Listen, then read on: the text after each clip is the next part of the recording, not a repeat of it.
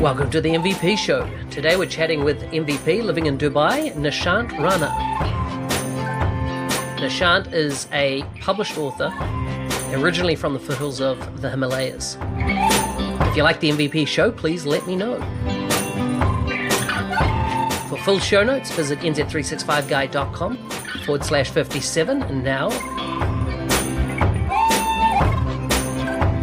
let's start chatting with Nishant.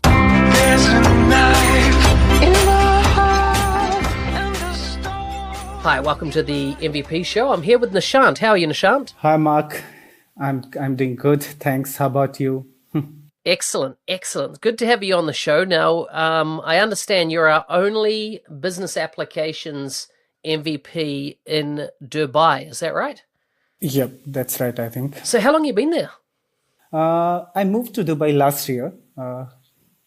May 2017 was when I joined Sable 37 over here. And now Sable 37, they've been acquired, is that right, by DXC? Yeah. They are acquired by DXC Technology. Excellent. Now. So do you still go under the name, though, Sable 37 in Dubai? Yeah, still it's under transition, but our email ID and, most of the policies have been, changed. Oh, very good. So tell us a bit about yourself. Kind of what's your journey been so far? What's your career been, not just in the dynamic space, but more broader? As I mentioned, I'm currently working as a technology lead at Sable 37 Dubai, which we discuss as part of DXC Technology now. So the key responsibility over here involves working closely with the customer and designing and implementing the solutions. And as I'm a technology lead over here, and also that involves helping the technical team back in Hyderabad and India, Gurgaon and Noida offices as well to grow. And as we discussed, I joined Sable 37 last year, and before that I was working as a consultant in Microsoft for close to 7 years. So joining Microsoft was like a dream come true for me when it happened. And so what type of things did you do at Microsoft? Well, first of all, as I said, I consider myself very lucky and a kind of dream come true for me when joining Microsoft. So specifically about Microsoft, I want to say that when I joined Microsoft, at that time, all my colleagues, lead and managers that were around 7 years back were, all of them were extremely talented, passionate about their work, and they were equally wonderful human beings, who were always there to help others to grow. So the good part being in Microsoft, apart from your usual work wherein, develop things and, have meetings and all, the benefit of being in Microsoft was we used to have early access to the products. We got chance to, interact with the product team through various initiatives. We used to get early, one of the initiative I remember was Bug Bash. So wherein, we used to get hands on of the, just new features of Dynamics 365, and even, we used to test that product and, share the bugs and our feedbacks to the product team who would be, working on those then before it is released to the outside world. And one of the events like Tech Ready was one of the event back in Microsoft, which I would like to highlight. It's an event that is held twice a year in Seattle. So I've been lucky enough to be part of it twice. So in Tech Ready, basically it's an event wherein more than 5,000 Microsoft professionals gather for a week-long conference. So we have, multiple sessions on new features or the upcoming products being conducted by Microsoft product teams, running in parallel. So that was quite exciting. Apart from that, one thing I would like to highlight about the Hyderabad campus of Microsoft, where I was based, is that it's, the campus is one of the best campus I've ever been part of. So we had, facilities for playing cricket, football, tennis, volleyball, etc. And the entire week we used to spend in the office campus itself. Wow. So are you into cricket, are you? Yep. I do play cricket. I used to play cricket since childhood, but it's more of a hobby, not professional, just a hobby. Yeah, nice. No, so what part of India did you originate from? I'm basically our family, we are from Dehradun, but I'm brought up in Ahmedabad city of a state called Gujarat in India. Is that close to the Nepal border? Nepal, no, not that close. Dehradun is the city where we are from basically. That's close to the Nepal border. And so kind of what did you do growing up that kind of led you to get into IT? Well, I did my engineering in information technology from one of the states, one of the cities in Gujarat, and then I did my masters in Microsoft.NET. That was from one of the city called Pune in India, and the specialization was, as I said, it was Microsoft.NET. So as a project trainee, I joined in for my final year project.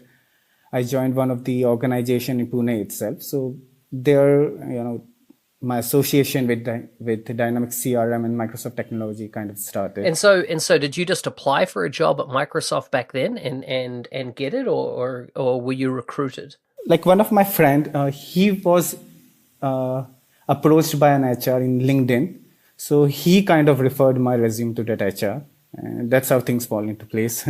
Do you go back to India much and back to your family, or are your family, did they all move to Dubai with you? My parents are in Ahmedabad only, so I've like twice a year I would be visiting. And is it far to travel from Dubai? It's not that long of. No, it's quite close. It's very close. It's very close. So from like when I was in Hyderabad, if we consider the duration of the journey from Ahmedabad to Hyderabad, it was 2 hours, and now from Ahmedabad to Dubai, it's just 2.5 hours.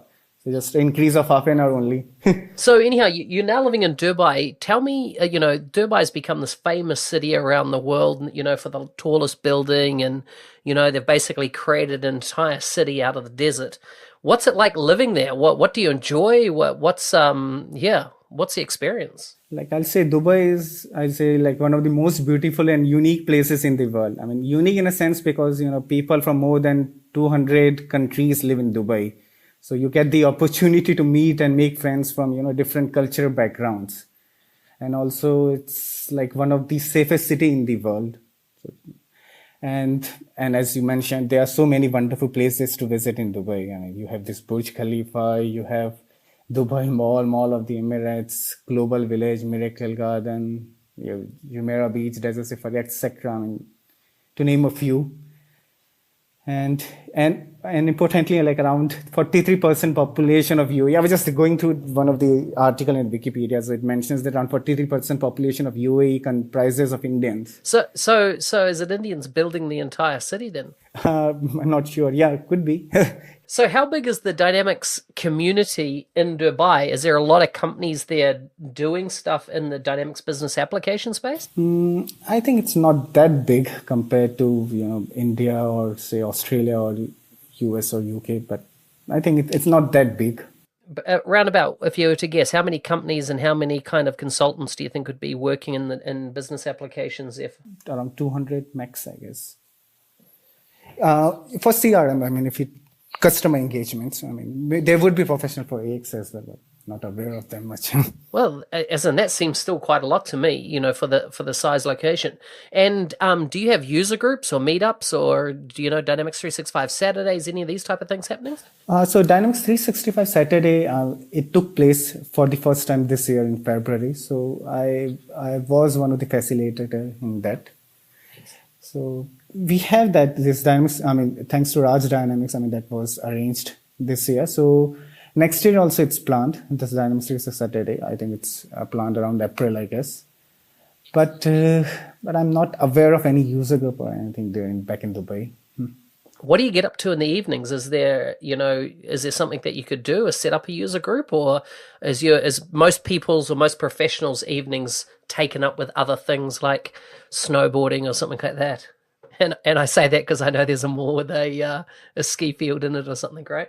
Ski Dubai, right? Yeah, over here. So yeah, what do you kind of do in the evenings? As in, not necessarily just what do you do? What do business professionals do in Dubai? If they're not working, what's the kind of main thing that people would get up to? Can't say about others for sure.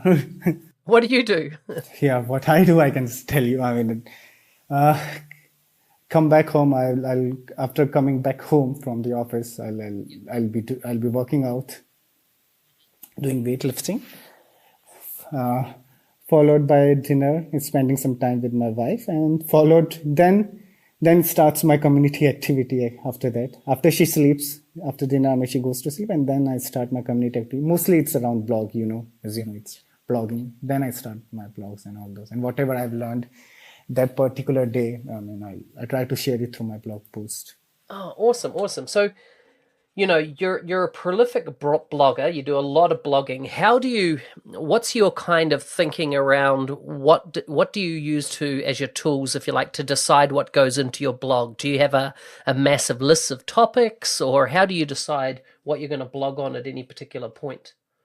For that particular day, I mean, while on the job, if you learn something, so you already get the topic for that day. So I'll be sharing that.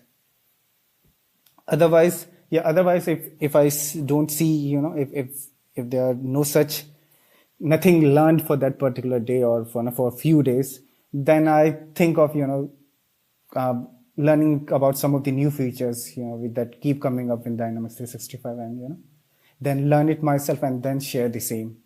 I was recently talking to somebody, and they said that Mitch Milam, who's quite prolific in the content he creates, etc., on YouTube. And one of the things he said, if you're ever short of blog topic ideas, he was like, if it takes you more than 30 minutes to research something or to work something out, in Dynamics or Power Apps or anything like that, there's a blog post right there. So if it takes you 30 minutes to find the answer, that means other people are struggling to find the answer as well. So if you can write a blog post around that, you'll never kind of cease to have a constant supply of blog ideas. I thought that was quite cool. Sure. Yeah, absolutely. So tell me a bit about your MVP, how you came about getting the MVP. Was it a surprise to you? Well, I was awarded last year in November. So earlier, it's just 1 year. So earlier, I guess it wasn't possible because being a Microsoft employee, I wasn't eligible for that. So I did nominate myself once. So I think that helped. So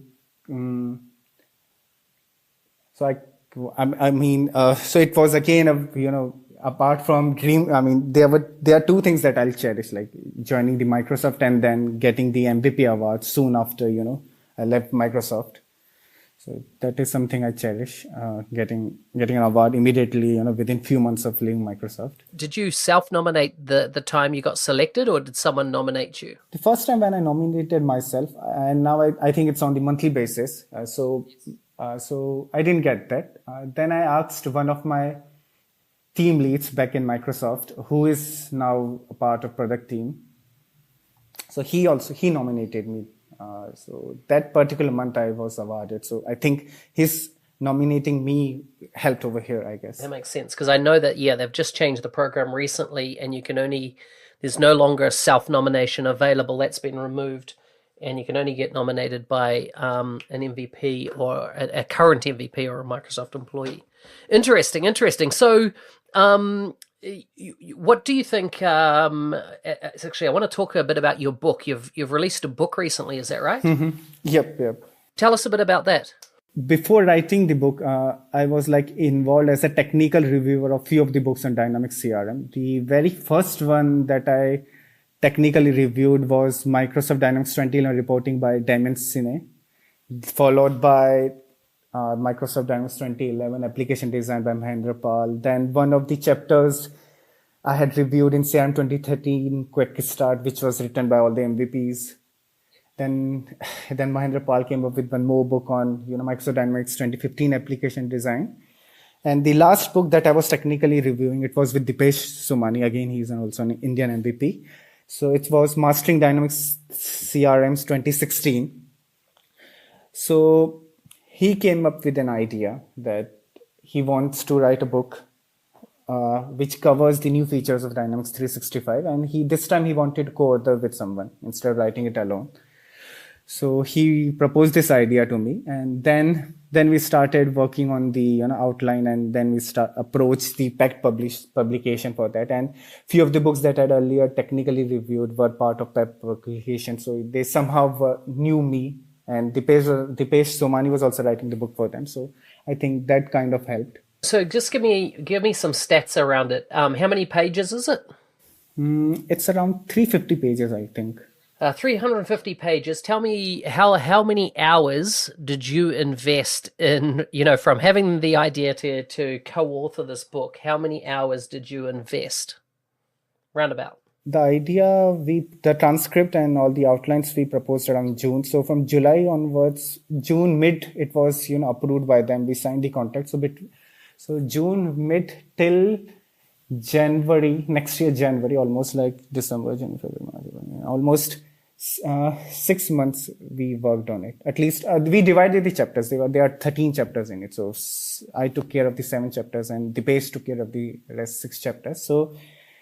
So I can say for those remaining, for those 7 months, all the weekends it took up. So do you have an idea of how many hours you think you might have put on it? On weekdays, I used to put every weekdays it would be around 1 hour, and over the weekend it would be around 4 hours. So that let me just calculate it, come close to 8, 9, 10. I mean, it's so Packet Publishing take it on.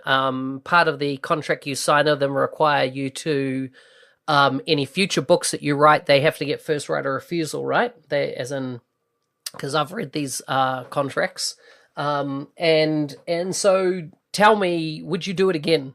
Would you write a book again? I'll think twice before, I'll consider all the factors. Last time it was fine because I was kind of excited to write it, because it demands a lot of your time. Yeah, interesting. And how the book sales been? Book sales have been quite good. So it was shared. I don't have it handy with me, otherwise I'll share the exact numbers. Yeah, but do you have any kind of demographics, as in, are you selling more books in the US, or are you selling more in Australia or the UK? What are you seeing? Demographs were not shared with us. Only the number of copies that was sold was, that statistics was shared with us. And so how long has it been on sale? How many months? It's close to 11 months now, because January it was released. So, are you selling hundreds or thousands of kind of copies? Should I search for it? I mean, if you ask, let me give. Oh, just close enough. It'd just be interesting to see, kind of for the. I remember for the first 6 months, the data was shared. So it was close to 600 hard copies and 500, 600 soft copies of it. That's not too bad. I remember. Yeah. That's not too bad. So about 1,000 copies all up in the first 6 months. Okay, that's cool. It's I've been approached by a couple of different publishers on writing such books, and I have always declined. I actually haven't always. I did a book with the Yaks some years ago, but where I wrote a chapter, but nothing more than that. And I just do not have the appetite to write, I think, a book like this. But I'm pretty impressed with those kind of publishing numbers, because that's very good in what I know of the publishing industry, I think, for a technical book like that. So tell me, what kind of benefits do you get out of being an MVP? Has anything changed since you got that title? First and foremost, I think you get the opportunity to connect with the fellow MVPs and the product team through events, their distribution list, their groups. Then you have YAML groups. That's one of the benefit.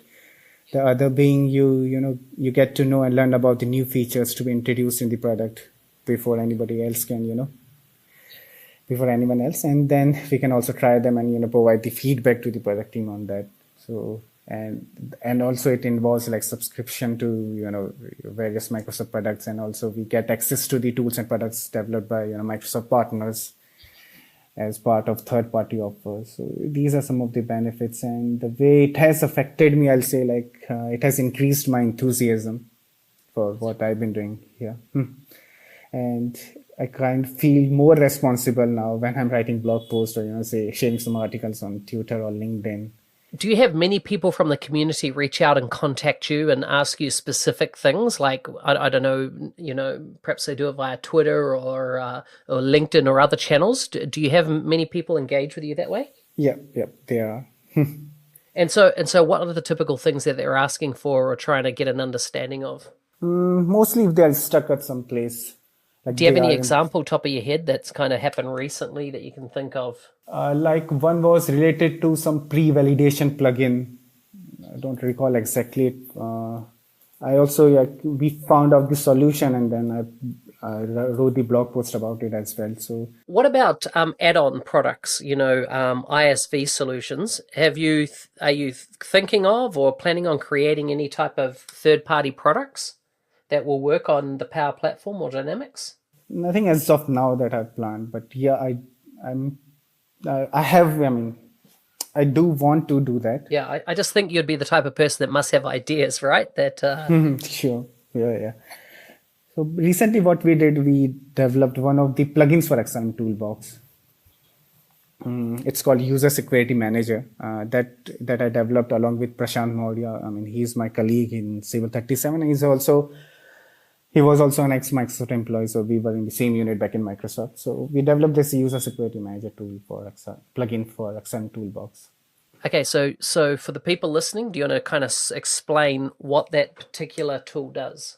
It's basically around managing the security of the user. So at a single place, you'll get all, I mean, if you select a user, you'll get the list of all the users that are in your organization. You select any of the users, you'll get what all security roles are assigned to the user, which business unit the user belongs to, and what are the teams that user is part of, and what are the field level security he is part of, and then from the same interface itself, you can change the business unit. You can assign the users to a different team, different security roles, and different security profiles from from the same interface. And this entire information can be exported in Excel. You could use those security role settings to also configure other users. As in, do you have are you managing the full security role as well as the individual role?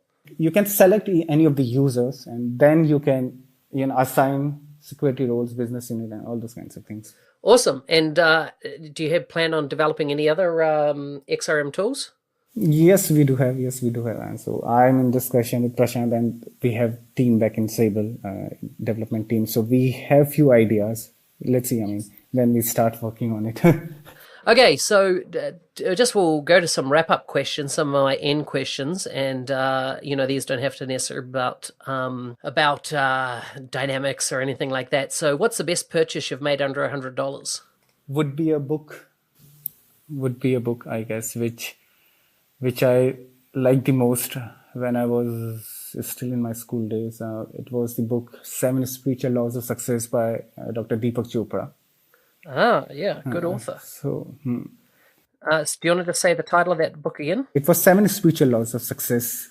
I heard him live at he spoke at Microsoft partner conference in I think it was Canada in about 2012.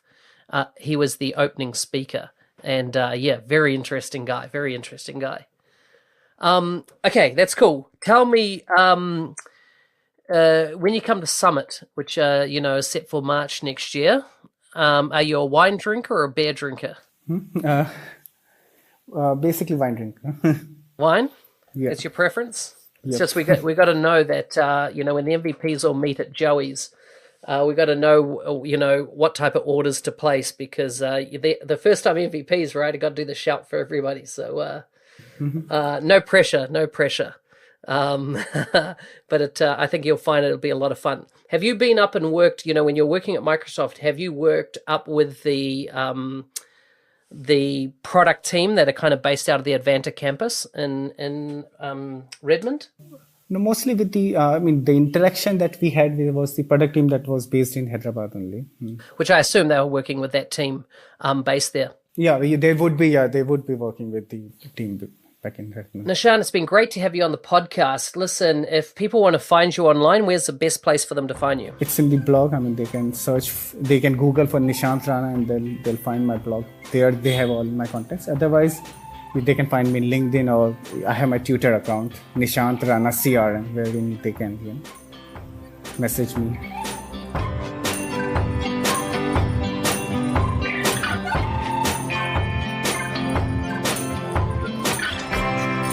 Hey, thanks for listening. If you've enjoyed the show, please subscribe and leave feedback on your favorite podcast app. Full show notes can be found at nz365guy.com/57. See you next week.